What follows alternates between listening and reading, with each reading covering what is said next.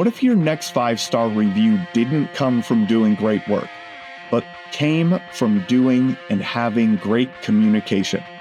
For Zach Payne and the team at Icon Roofing, customer trust is built before the first shingle comes off.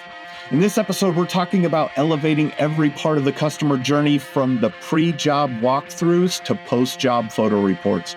Zach breaks down how thoughtful systems and clear communication not only reduce customer issues, but also generate referrals, retention, and repeat business. Zach is the founder of Icon Roofing in Mesa, Arizona. In just 4 years, he's built a thriving roofing company focused on purpose, communication, and doing right by people. A second-generation tradesman who started as a broke college student pulling trailers, Zach has transformed his business by obsessing over the customer and the employee experience. What sets Zach apart isn't just his operational excellence, it's how much he cares. From taking new hires and their spouses out to dinner to documenting every detail of a job in Company Cam, Zach is relentlessly focused on doing the right thing for his team and his clients. And that's exactly why Icon Roofing has grown without relying heavily on marketing. It grows by reputation. So if you're serious about building a company that people rave about and refer, this episode will give you the playbook. Let's jump into a conversation about process, people, and doing things the right way with Zach Payne of Icon Roofing. Welcome to the Roofing Success Podcast. I'm Jim Aline, and I'm here to bring you insights from top leaders in the roofing industry to help you grow and scale your roofing business. Zach Payne with Icon Roofing. How are you today, man? I'm good. How are you? Good. As this airs, it's probably a lot hotter in your area. We're talking about off camera how nice it is. You're down in the Phoenix area. Yep. We're out of Mesa, which is a suburb of Phoenix. Yeah. That's awesome. It's nice. Today it's raining, so we're grateful it's raining. It's not 800 degrees, and then in 2 days it's supposed to be like 102, 105 for the next 3 months. So yeah, it's really trying to take advantage. Yes. Yeah, the heat is coming. We're bracing for impact. Yeah. Well, tell us a little bit about Icon and your journey into roofing. Yeah, absolutely. So I started roofing in college. So my uncle owns a roofing company here in the Valley. And when I was in college, broke college student, come back for the summers, need a job. I grew up in the trades. My dad owns a flooring company. Tried to work for him. He didn't have enough work to keep me busy and kind of pay the bills for school. And my uncle had an opening, so I worked for him for every summer during college. And then I just started from the bottom, pulling trailers, and then eventually kind of grew to be in charge of the crew and manage the crew. And then eventually I graduated college with a business degree, and then I just started right into sales and worked with him for 8 years. And then I tried to buy one of his businesses because he has 2 roofing companies in the Valley, and just didn't work out. He wasn't ready to sell, and which is totally fine with me. I was like, hey, I have my own license. I'll just go do my own thing. And that was about 4 years ago. So I started Icon about 4 years ago, been in the industry for about 12, and it's been very, very good to us. We've been very blessed. Yeah. What was the initial focus for Icon? So I love my uncle, and I see him at all the festivities. Like I saw him on Monday for Memorial Day. But for me, there's a few things that I just didn't love that I feel like he had the ultimate say, right? So I was like, hey, it's fine. I don't agree with that. So when I start my own, this is how I'd like it to be done. And that was really like the premise for me was like, he had a great business, don't get me wrong, but there are a few things I just didn't agree with. Like, hey, when I start my own thing, I want to do it how I want it, how I'd like, if I was the client, how I'd like it to be treated. And so that was kind of like the main thing for me. Income aside, I knew we were going to be blessed either way, whether I was running my uncle's company or had my own. I'm sure money will follow, but for me, it was like, if I can do a really good job by my clients and make sure they feel like they're taken care of as they're taken advantage of, the money will always follow. And then I also wanted to kind of create a culture of growth from within. Like I'm never gonna hire from outside and be like this big executive position from outside. Like I'm gonna train you from the ground up so that Mm, you don't have any bad tendencies or bad experiences that are kind of ruining you, for lack of better terms. So I kind of want to have anybody that works for us that feels like they're being taken care of and they feel valued and heard. And then as they grow with us, they get, obviously the money comes, but like they get newer experiences. Like a lot of our guys haven't really been in a management role before, and now that yeah, they have been, like they're learning new things, and some of them are, pain points, but like they're learning new things that they didn't get the opportunity to at the other jobs. So it's like it's cool that as we grow, people get new experiences and new arrows in their quiver, for lack of better terms. And that's what yeah. I kind of want to like do good by our people, do good by our clients. The money will always follow, but if we do things right, it'll also provide some really good income for everybody that works with us, because now they have in a management role or in a sales role, they can make some really good money and give a better life for their family, a better work-life balance. It's like a lot of those things I kind of stems off of the main thing of like, if I do really well by people, I think everybody else has a cascading effect in a good way. And so that was kind of like my premise of like why I want to start my own company, was a lot of factors, but they all kind of stem off of one thing. Where did this like mindset come for you? Because it sounds like, I mean, it's, you're the broke college kid, right? We're just trying to, pay some bills and make it. And then it sounds like was there a moment that you were like, man, this is like, I see a bit like a much bigger vision. Like what happened there? Yeah. I think when I started it, that did not come across my mind. I was like, hey, I want to do my own thing again, do right by my people. And then as I started hiring people, obviously Mm, as we grew organically and we were blessed, like people started, we needed seats to be filled, right? So like people that were working with us, they started to fill those seats, and like seeing the transformation by certain people in our company going from making 40,000 bucks a year as a salaried employee, but working their butt off. And it's like, they're not really seeing their full potential or their value at all. They're being undervalued. And then they're making, crazy money. And then, yeah, growing into a position where they're going to be managing somebody, like that to me, like was a switch of like, we're really building something cool.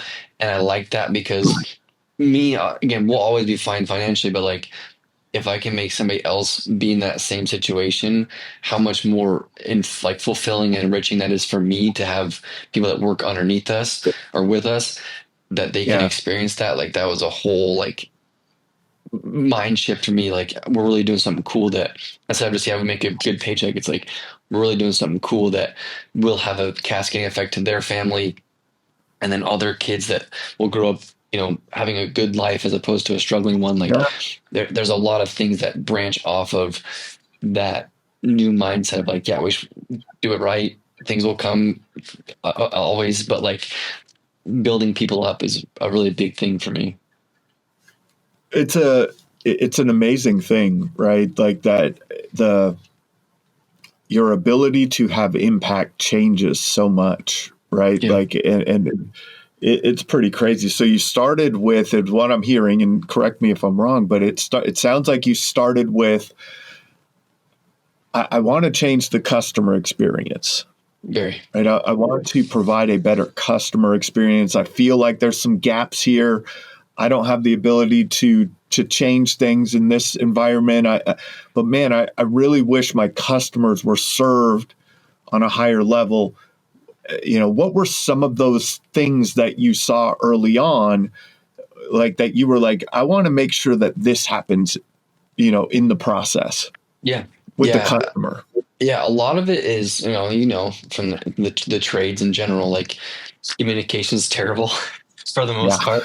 So we can be better communicating with our clients, because like a lot of times the sales process is really good. Like we'll communicate really well, then we get a sale.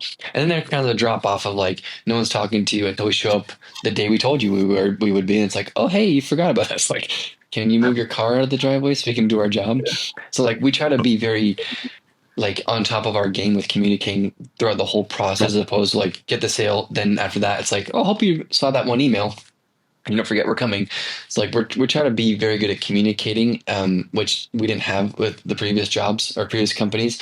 Yeah. It's like being pretty communicative and also being very upfront about any like possibilities, like making a very realistic expectation of, hey, roofing sucks. It's loud, it's messy.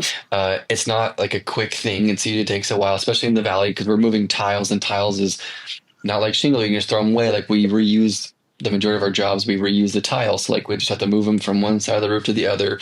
That takes time. It's like it's pretty long.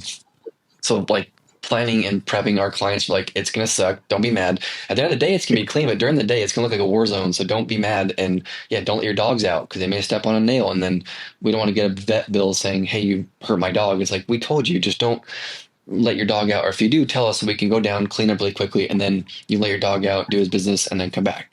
So like setting a reasonable and realistic expectation for us on the sales side, I think sets us up for a really good customer experience, because if you don't, like, they're supposed to read that one email you send and like read it thoroughly when there's 97 little line items of like, cut your grass, move your car, take down window little picture frames in your house because there might be some vibration, and then your Yeah. urn on your dead grandpa's gonna fall down. It's like things that they don't read. It's like if we can tell them that in person on the front end, it's usually gonna go better.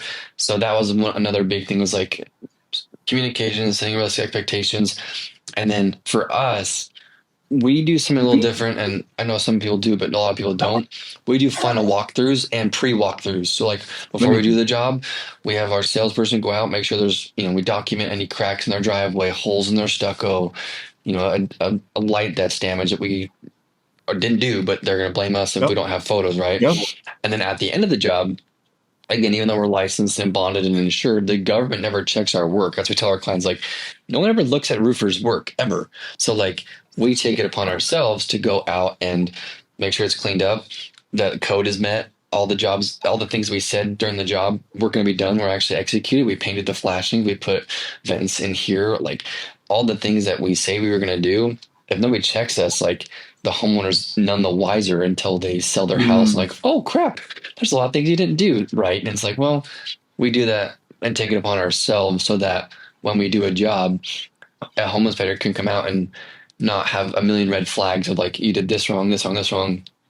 And it's like, that's another big thing for us is pre-walks and final walks to make sure that, again, the client feels like they're being taken care of and they can feel good about investing so much money because roofs are expensive, and That's you right. can spend it in far worse places, I guarantee you. So if we can kind of set that expectation of like, we're really good at our job. We're not perfect, but we're really, really good. Tell me a little bit more about the pre-walk and the final walkthrough, right? And the expectation set and the proof of execution. Yeah. I love that idea. Yeah. So it's and not to be rude. A lot of it's the CYA, cover your ass type deal of like, we didn't break your flowers. They were already broken before we got there. But unless we don't have photos to prove it, you're going to blame us. And that's, again, not what we want to do, but it is what it is. So a little bit is CYA, but a lot of it is like, hey, we sent you a series of emails and texts preparing you for this very, very big, messy, loud project. If you didn't read it, because a lot of people don't, we go in person and kind of just reiterate everything we said, like, hey, cut your grass, and it better be cut short, because if you don't cut it short, we might miss nails, because nails can go down pretty deep. And if you're 3 inches thick of grass, it's not going to catch all that. And then you're going to be mad at us. And so it's like, we kind of reiterate everything we talked about. Yeah. Cut your grass, put your picture frames down, urns down off your easel, get your driveway cleaned out, get your stuff out of the garage so that you don't have to like, oh, can you move your trailer in the middle of the project? Like, no, we're using it. Like, so it's more of like, again, a little bit CYA, but also just like preparing and cleaning up the project as much as possible for the client's behalf, so that there's, again, the least amount of problems that could occur possible is what the pre-walks are for. CYA, but also like taking care of them and making sure that they can have the best experience possible by, again, expressing anything that possibly could happen. There might be something that falls down. move your stuff away from the house. Like if you have this very precious table that's custom made, like maybe move it away from the wall because that might come right down off the even right on top of it. Your little bird bath, whatever it is. We try to do that pre-walk of like, we'll do our job only if you do your job. And we kind of Yeah. phrase it that way of like, we can only do it the best we can with our limited ability. We can't make you move your car. We can't make you move your stuff. But that's what the pre-walk is for. And then again, just kind of shows them one more time that our face of like, we're going to be here on Monday. Don't worry. We're going to do a good job, and then go over all these little line items. And that kind of, again, just preps the client for the best experience possible. And then, yeah, during the job, we have our production manager or project coordinator that will communicate with the client like, hey, we ran into some bad wood, or hey, the job is a day late because we started a day late because the rain came today, which ironically is happening today. It's like, we're not going to start today, we're going to start tomorrow. And that's communication that we have with them during the project. And then once that's done, then we have final walkthroughs. So like once the job is done, we take the trailer away, the crew does a good cleanup, the project coordinator does a good cleanup, and then our salesperson goes back and goes up on the roof, takes a bunch of photos showing that we did all the work, and then meets with the client and goes down there and says, hey, can you leave us a review? Here's a link to give us a review. So kind of a good time to ask for a review and referrals at the same time. But then again, you can be like, hey, here's your photos. We installed the vent here. We painted all these flashing, like all these things, again, as proof of like, don't just take our word for it. Here's photos, because Yeah. nobody's going to come behind us and check out our stuff. I mean, when you sell the house, sure, but like until you sell the house, no one's going to look at your roof. And so Yeah. we feel comfortable leaving a project like this, doing it very almost exhaustive. It could be better, sure, but like Yeah. we have a pretty good handle on it to ensure that the client has the best experience possible.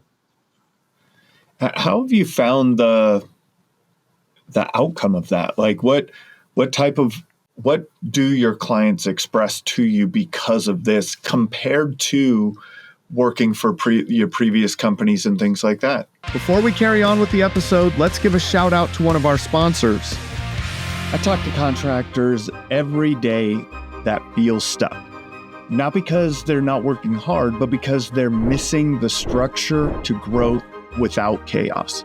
Or their culture's falling apart because their team's unclear, unaligned, or just burned out. And when change hits, they're reacting instead of leading because time and priorities aren't under their control. Day 41 Thrive helps to fix that with proven strategies for growth, culture, and leadership that actually work. Ready to thrive beyond the storm? Visit the link in the description or visit the Roofing Success Podcast website on the sponsors page to start your journey today. What do your clients express to you because of this compared to working for your previous companies and things like that? Yeah, absolutely. Most of our reviews that we get are focused on communication. Like, oh, they did a good job of communicating, which is like, again, nothing you really hear about in the roofing industry or the trade in general. Like, my guy can talk to me. Like, what? They have a voice? That's weird. So that's a big one, is communication. And then like the cleanup, like we do a very good job. We take a big magnet and we leaf blow. We don't just magnet, we use a leaf blower and blow off their driveway and their front porch, their back porch. Again, make it seem like we were never there. So a lot of our reviews, like the wording is, we're very good at explaining things, not mansplaining, but explaining things, right? And doing a good job of cleaning up, communicating, talking us through the whole process, taking a lot of photos. Like all those things are very good, that we can see that we're doing a good job because our reviews say those exact words. If it's bad, that's probably going to be a bad review with those words that are included. So it's like, oh, hi, buddy. Thank you. Thank you for my charger. Now I got my charger, Jim. Nice. But yeah, so like we can tell it's working because of the results that we see. When before, I'm sure you've seen, most complaints are about communication, cleanup. They didn't show up on time or ever. They didn't take any photos, so we have no proof to show our insurance. Hey, this plywood was rotted, and like, well, here's a photo to prove it. Like, oh, no, they trust me. Like, no, we don't trust you. You guys are the worst. Industry bad rep, right? So like, that's right. It kind of, the results speak for themselves because we feel like we're doing, again, the best job we can, and those are pretty good, almost immediate results of us doing the best we can. Yeah. And it's that, like I say it all the time, Zach, if you've listened to the show, and it's if your customers are wondering, you're losing. Yeah.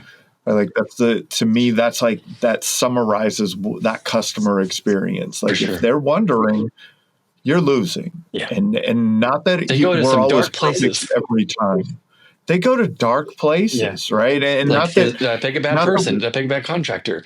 Are they going to do my job right? Are they going to finish on time? They're going to be on budget? Like all these dark holes that they go into. It's like, that's not a good place for your client.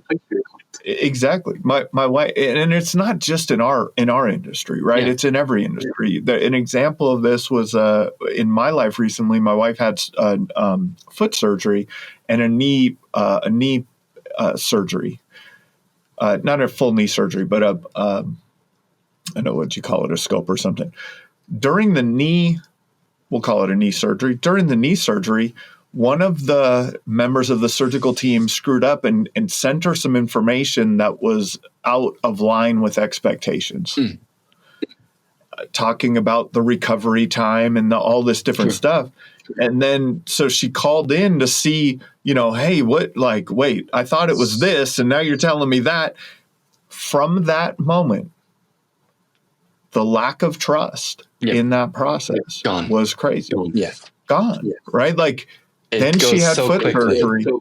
Yeah. And then she recently had foot surgery, and that team, that surgical team, and the staff on that team, my goodness, they were phenomenal. On top of it, calling, before and after, making sure everything, if there was, okay, you're here and doing this, okay, now let's adjust this and do that. And like, they were just, you feel far more reassured of like you're doing what you're supposed to be doing. Reassured, yeah. Right. And of course we're not doctors, but in, it's just that comfort level that people feel through that level of communication. Absolutely. As you have built this, I'm sure that there has been multiple iterations of it, and I'm sure that it continues to iterate. Like you had mentioned, you're always trying to get better at it. Absolutely. If you had to start this process over, or you started a new company, or for someone listening, what are the high points? Like, make sure this, add this, here's your 8 out of 10. Add these things and you're at a 10 out of 10. Yeah. Yeah. I would say it starts from the sales perspective. Like, if you don't set up a realistic expectation of like going through any possible problem or anything that you can run into, most people don't. They like to like just not talk about it and hope it never comes up. Right. And it's like, that's not going to be helpful, because if it does happen, like, well, you didn't tell me I was going to maybe run into this. Like, I told you, but like, if they don't tell them, that's problems. Like, I feel like from the very beginning, setting the expectation of a salesperson, of like educating them and telling them what could go wrong or what could go down, and then taking really, really good photos. Like, we like to say we're photographers that do roofing on the side. Like, all you are, like, that's all you do is just take photos, like, constantly. I love that. And the more photos you take, the better that you can show an insurance company or a buyer of a property, because they want to make sure you did it right. Like all those things, taking good documentation. Company Cam, shout out to them. They're great. They can they easily help put it all in one place. You can share the link if you want to. Some people don't like to share the link because it's incriminating sometimes to show things like, hey, we don't care. They're all your photos. It's your job anyway. So like that would be a big one. And then, I think pre-walks and final walks, just to ensure that it got done right and that your client is actually happy, instead of like, oh, hey, we got the job done. Jose took the trailer away. Can you give us a 5-star review? It's like, no, I hated you guys. You guys didn't even ask me if I liked you. It's like, well, we'd make sure we go a couple of times. Like, do you still like us? Did we do a good job? Did we earn like a referral out of you? Did we refer a review out of you? And again, it's just more touching points besides the sales like transaction at the beginning. It ensures like a better customer experience, which is what we're trying to always improve on, is making that customer experience that much better. I'd say those are like the 3 things that I would say is like a big deal that made us go from like an okay contractor, like, oh, we get referred a lot, and this, most of our business comes from repeat business, referrals, and almost never marketing because we don't really spend that much on marketing right now. And it's like, that's what's made us into who we are. Like, we're really good and we know that. And this is how we can show you. Yeah. And that's what really, I mean, what is overlooked in the referral aspect is that. Like, if you provide a good customer experience, you create raving fans who then refer you. Yeah. But if it happens along the way where they're wondering, you lose all of those referrals. Yeah. Yeah. All of the referrals. You lose them all. You don't know how many there were. Yeah, you actually make people pissed off. They didn't even know about you.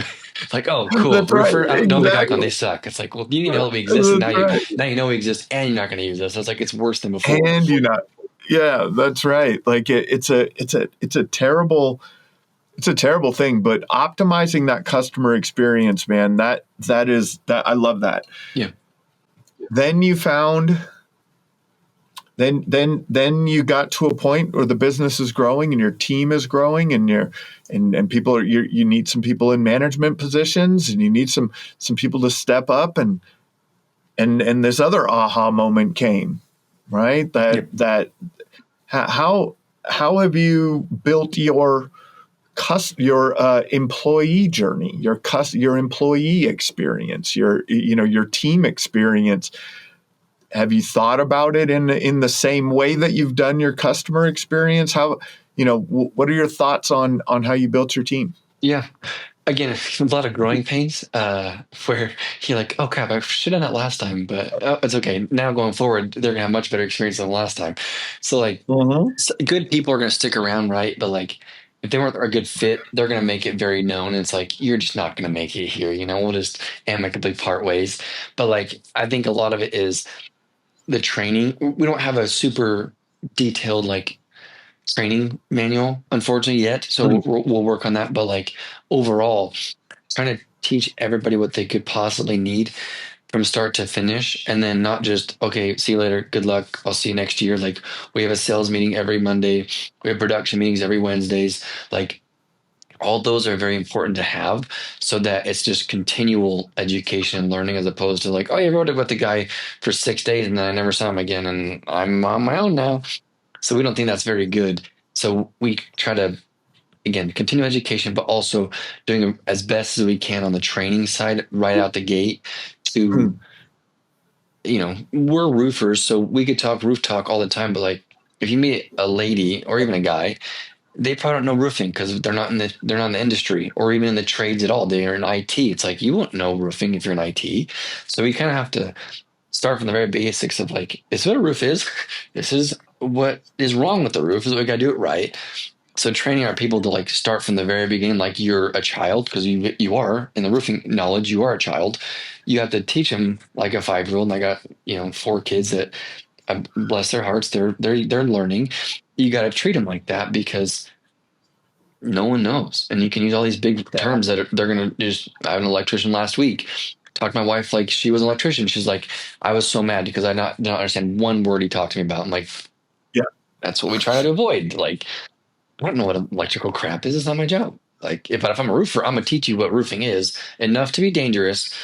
I'm not gonna bore you too much, but like, I'm gonna tell you the most important stuff so that you don't make a wrong decision. That for me is like training and bringing people on. Of like, you know the basics so that you can educate people on the basics, so that you're already going to be leaps and bounds better off than before you met us. Yeah,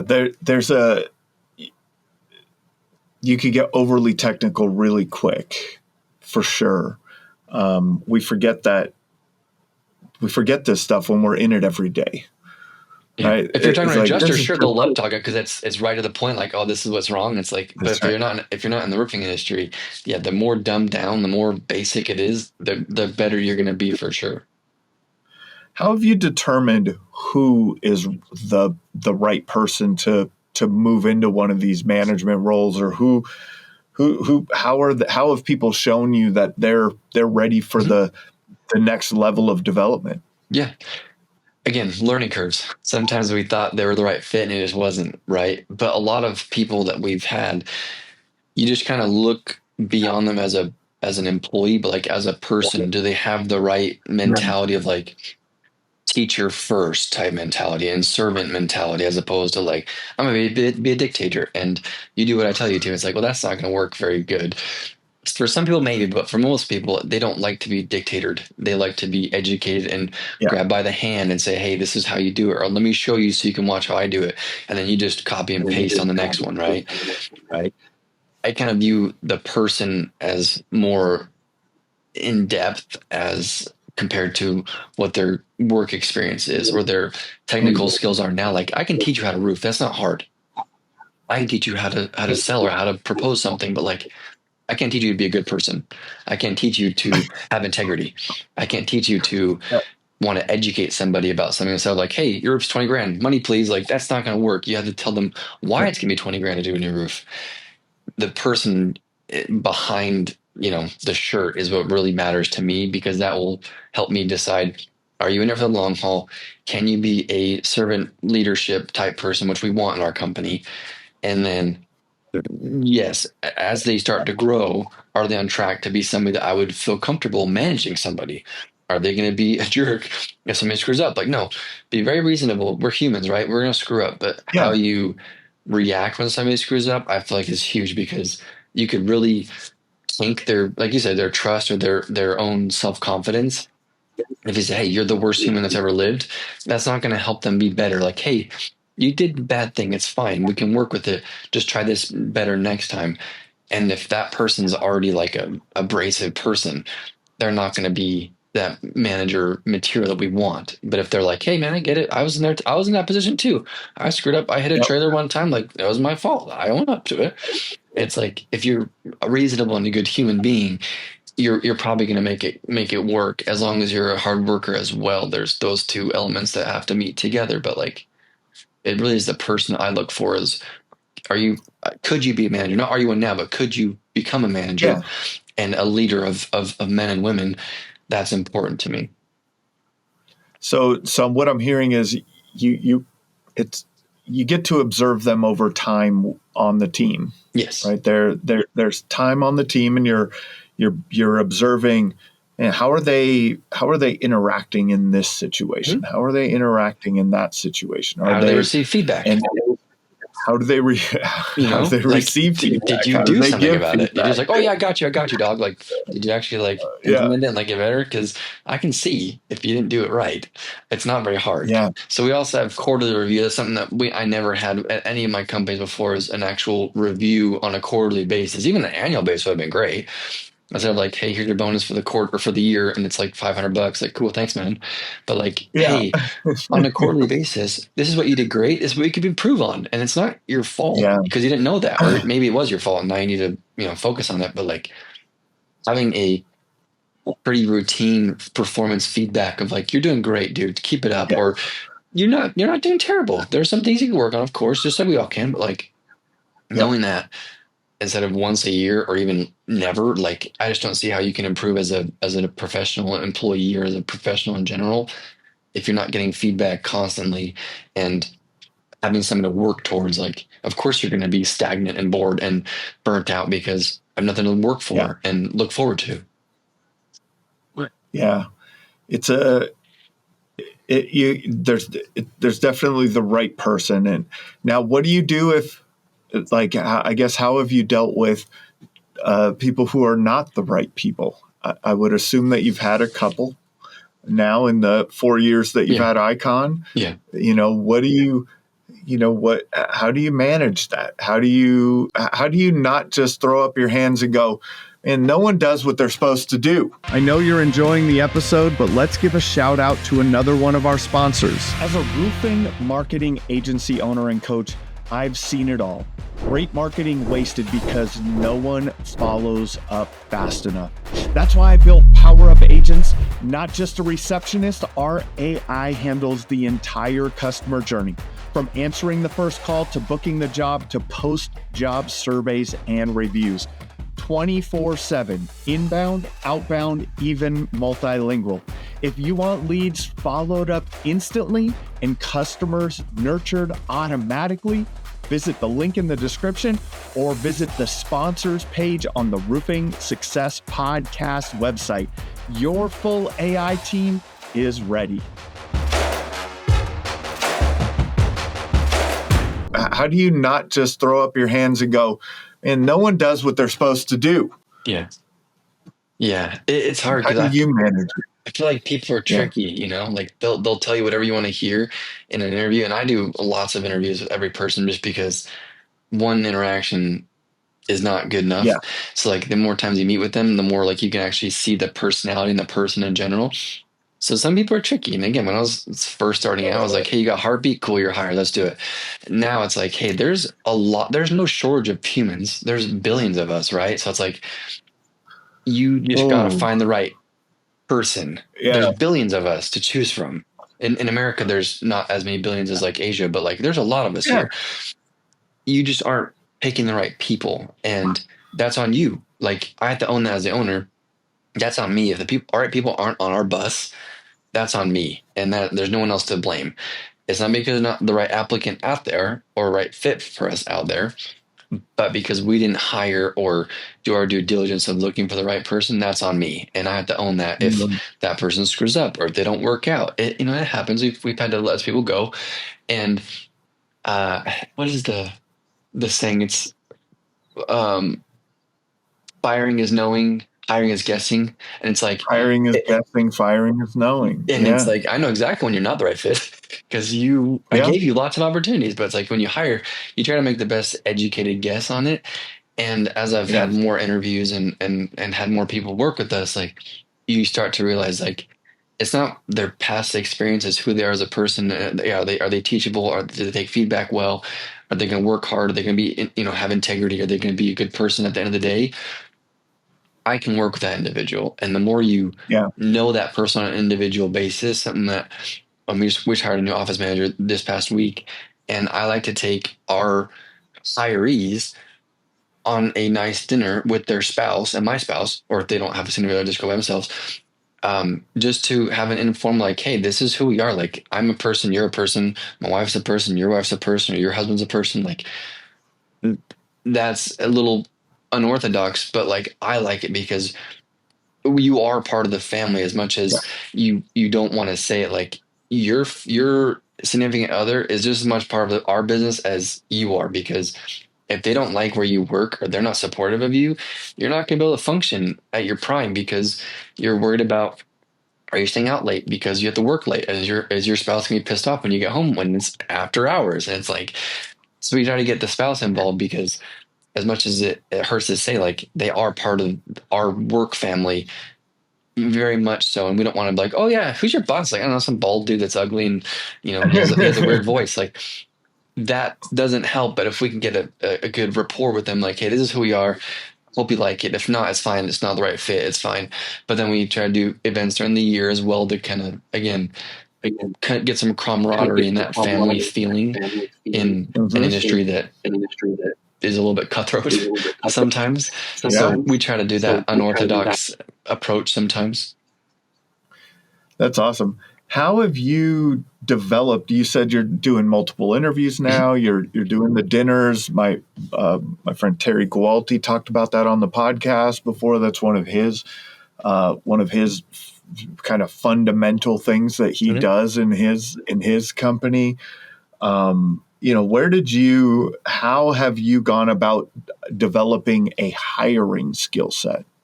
Yeah, I've learned to ask better questions as I've gotten older. I'm 33, but like when I started, I was 28 and I'm sorry, 29. I can't do math. I didn't really ask the best questions when I was hiring.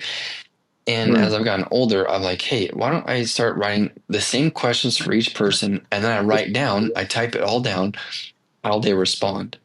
And then I go back after the interview's done, like, hey, how did that person respond? Did they actually answer the question, or did they kind of skate around it by answering their own way that they thought was clever? And it's like, you didn't answer all that question. Bless your heart. But like, that was not all what I asked. So I was like, can you actually answer a question? Good. And then Yeah. again, I always apologize beforehand. Like, I'm going to take notes. I'm not listening to you. I'm just typing.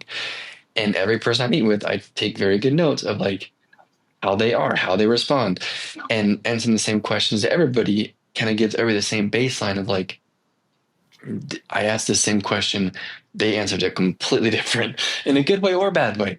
So I think that answering the questions and mostly writing down their answers is what's been really helpful to me is, and technology is amazing. I did a lot of interviews over over the internet, like a Zoom call or Indeed, whatever it's called. So Hmm. great because they don't have to come in. I don't have to, coordinate my schedule, like be here for an hour and hope they show up. It's also great if they don't show up because I didn't have to go to the office, make sure that they were there. It's like, hey, if they don't show up, it's fine. I didn't really no sweat off my brow.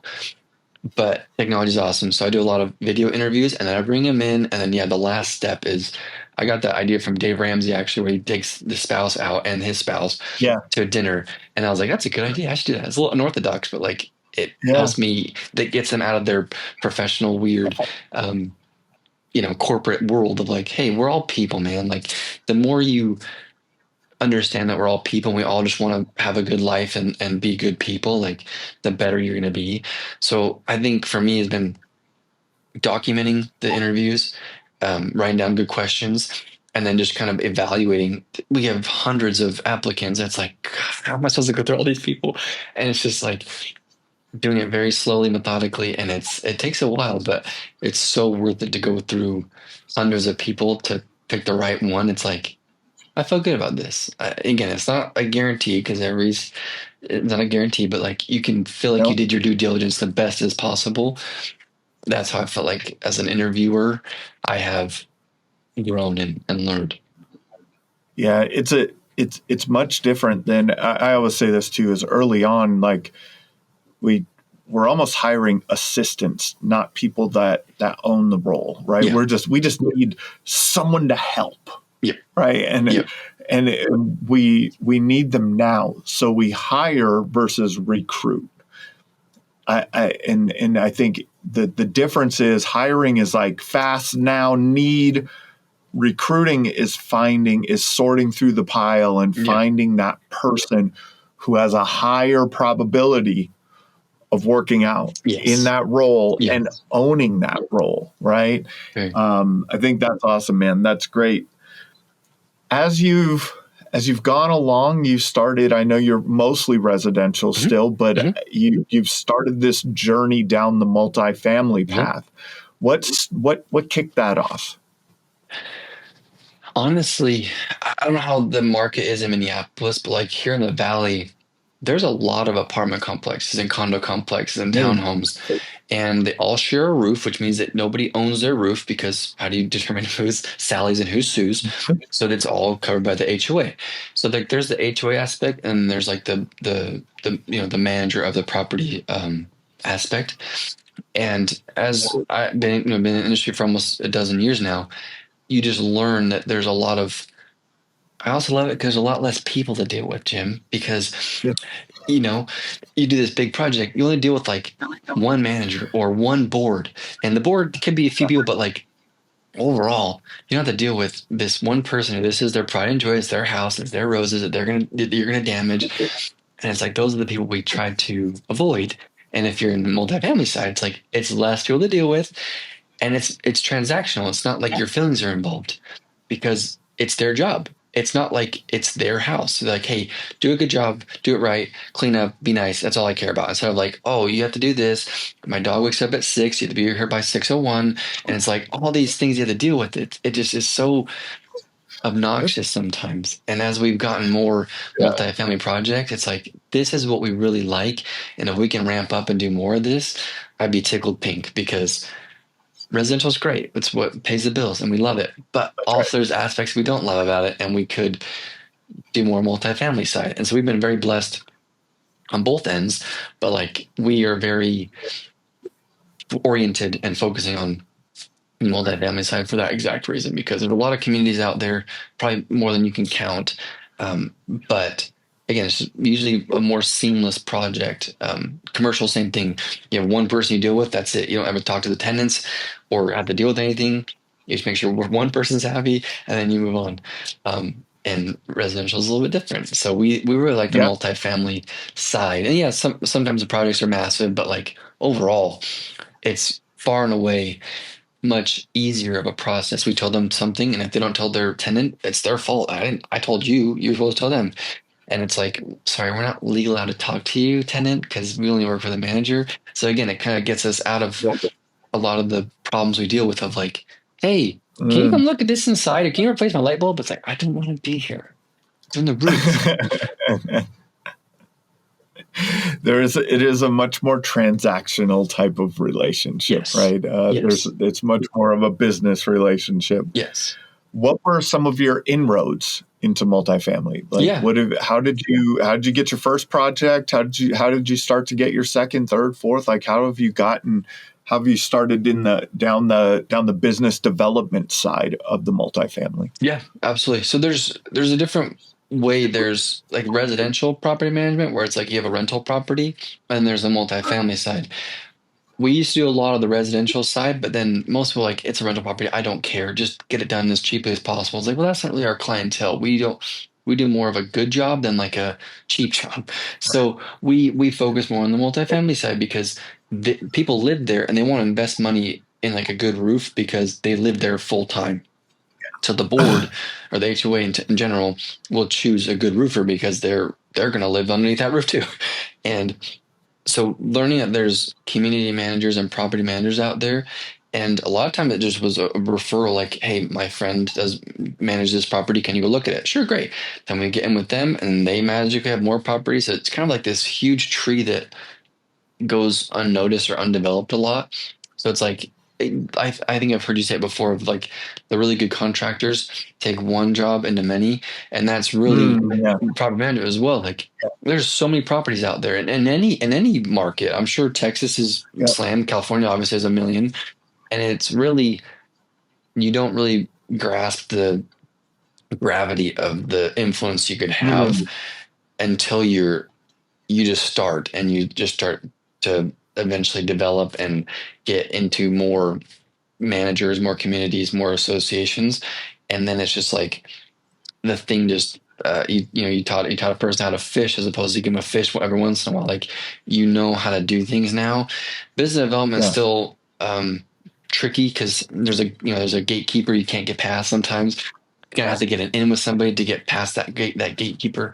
But once you do, it's like really as the sky is it's endless. Sky's the limit, and we always say we're blessed to be here, of course, but there's so much work to be had that I don't really view anybody as competition because I'm my own competition. Like if I screw up, I screwed up. It's not because that guy beat me, it's because I screwed up. And Yeah. there's so much work to be had that I think we have a scarcity mindset sometimes. And it's like, no, there's billions of people, there's billions of properties that need roofs, like and homes that need roofs. And it's like you just don't think of that a lot of times because you're all about the next sale, and it's really about how can you make that person love you to give you lots more, and instead of just this one sale, think about their neighbors, their friends, their family. They may have properties that they manage because they're wealthy. They got a property up north. We love going up north because it's not 800 degrees up north, and it's like it's great. And as we've grown and learned, like you just got to start and then be consistent with it. Because once you stop being consistent, all your hard work is basically gone because you didn't keep feeding that flower, and that's going to wither away and die unless you keep watering it. That's it. And it's you've really developed a long-term mindset, it sounds like you're not in an abundance mindset because my goodness, there's a lot of work out there. There is. Like There really down in the is. Phoenix area, I don't know how many thousands of contractors there are, but there's a few thousand, Yes. right? Like, yes. I think the number in Dallas is like 6,000 or 8,000. I would guess Minneapolis is 4,000 or 5,000. Like, I'm sure Phoenix is probably similar, 4,000, 5,000, 6,000. Like, there's a lot of work to be done. Yeah. There's a lot of work. chucking trucks, a lot of Jose's and Jose B's that don't do the best right. work, and it's like, hey man, it's fine, but there's a very good opportunity for a good contractor to do a good job and stand behind their work. Absolutely, even reputable ones. I hear about all the time that they just don't show up after a warranty call, and then it's like, dude, like, how are you supposed to stay in business when this is your job? You screwed up, and we're out here fixing it Yeah, for money. And it's like, yeah. I just don't understand it. I don't get it either, man. It blows me away sometimes. Just be a good person. How have That's you? most of it.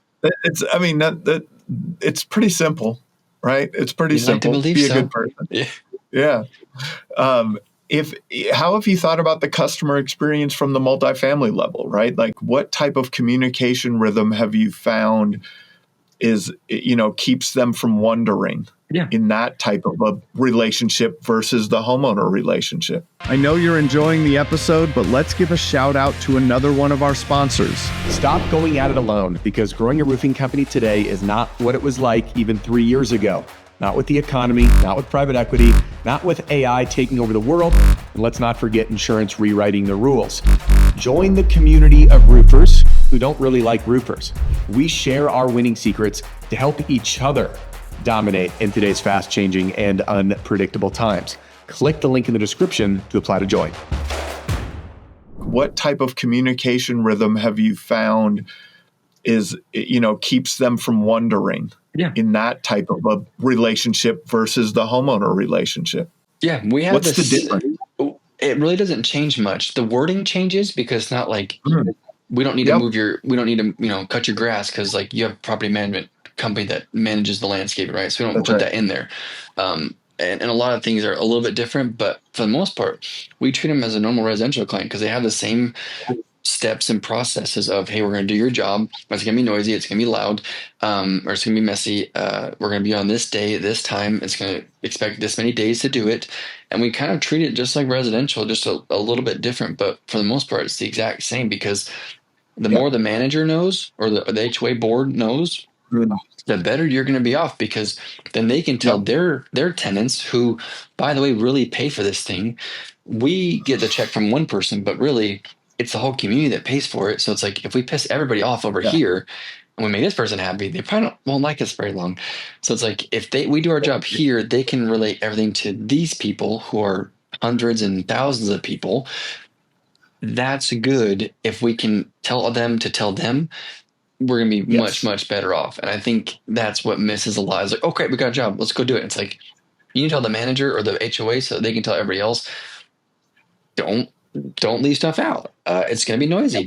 Maybe don't work from home that day. Work at a coffee shop that day because it's going to be loud enough where you're going to be pissed off that you can't hear your boss talking because we're banging so loud. Like it happens. So the more we can prep the board and the manager to prep them, I think is something that, again, for us has helped a lot getting out of a lot of these problems of like, oh no, we gotta go right now and go do this because they didn't know about it. It's like, hey, we told them and we'll still be nice about it. But if the manager doesn't do their job, that's not our fault. But if we don't do our job telling them about it, that's absolutely on us. And that's something that we need to take internally very hard because, again, in a very long way of answering it, it's very similar, just a little bit different with the wording and certain things you do need to include. Like, hey, there's going to be a trailer in your property for a long time because it is a big job.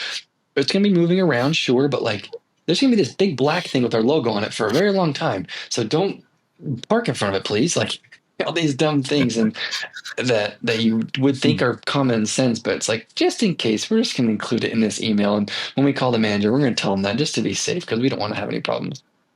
That's right.